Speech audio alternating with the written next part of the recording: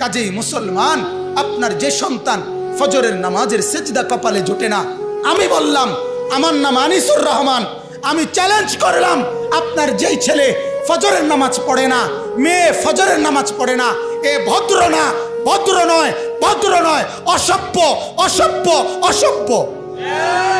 তুমি যদি সাহস থাকে তো তুমি প্রতিবাদ করো, তুমি যুক্তি দাও, আমি বসুন্ধর কারণে তুমি বলো। সেজদাবিহীন কোন মুসলমান ইমানদারের ছেলে, মেয়ে, বিবি যার কপালে সেজদা নাই, সে শিক্ষিত হয় নাই, সে সভ্য হয় নাই, সে ভদ্র হয় নাই। আল্লাহ কোরআনে বলছে, ইবলিসকে, ইবলিস তুই সেজদা করলি না, অহংকার করেছিস, তুই বের হ আমার থেকে। জন্য যে সেজদা করে না সে অহংকারী, আর অহংকারীকে ভদ্র বলে না। কথা বলেন না কেন? অহংকারীকে কি বলে না? ভদ্র বলে না। নাই তো বলেন আপনি পৃথিবীর কোন ডিকশনারিতে আছে কথা যে অহংকারীকে সভ্য বলে, অহংকারীকে ভদ্র বলে? আল্লাহ তো কোরআনে বলছে সেজদা না করা এটা অহংকার। এটা কি বলেন না? তাইলে অহংকারী কি ভদ্র হয়? অহংকারী কি সভ্য হয়? অতএব ছেলেকে ভদ্র বানান, ছেলেকে সভ্য বানান। পড়েন আপনি, কোনো সমস্যা নাই, বাংলা পড়েন, অঙ্ক পড়েন, ইংরেজি পড়েন, পদার্থ পড়েন, জীববিজ্ঞান পড়েন, হিমালয় পর্বত ফুরাটা ফইরা বাইতে পড়েন, কোনো মানা নাই। আটলান্টিক মহাসাগর পইরা বাইতে নালান, কোনো আপত্তি নাই। কিন্তু কোরআন বাদ দিলেন কেন? সেজদা বাদ দিলেন কেন? গোলামি বাদ দিলেন কেন? বন্দিগি বাদ দিলেন কেন? আল্লাহকে ছেড়ে দিলেন কেন? আল্লাহর সাথে দুশ্মনী কেন?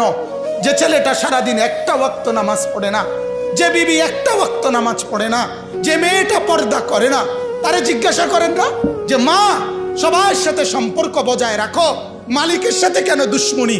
আল্লাহর লগে কি নারাজি হইলা? আল্লাহর সাথে কি দুশ্মনী? আল্লাহর লগে কেন রাগ করলা? কেন রাগ করলা?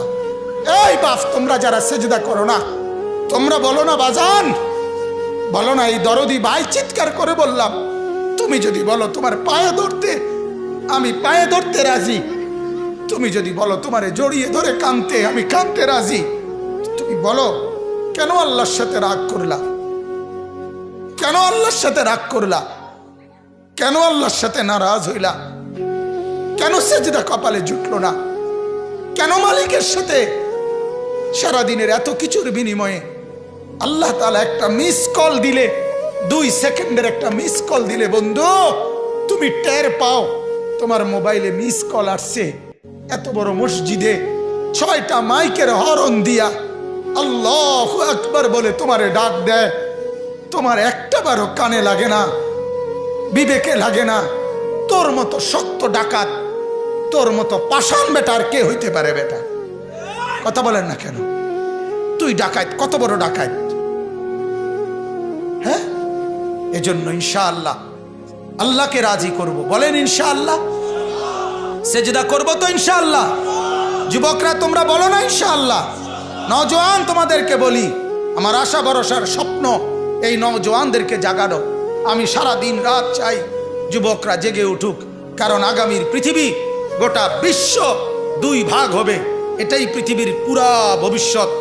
এক ভাগ পুরাপুরি দাজ্জালের অনুসারী কাফের, আরেক ভাগ মাহাদির অনুসারী ইমানদার। এই 2 ভাগে পৃথিবী অচিরেই বিভক্ত হয়ে যাবে। তুমি যদি মাহাদির পক্ষে থাকতে না পারো, তুমি যদি দাজ্জালের ধোকায় পড়ে যাও, আল্লাহর কসম ঈমান নিয়ে কবরে যাইতে পারবা না।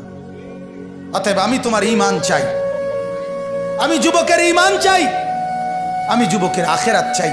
আল্লাহ তাআলা আমাদের প্রত্যেককে ঈমান আমলের দৌলত দান করেন, কবুল করেন।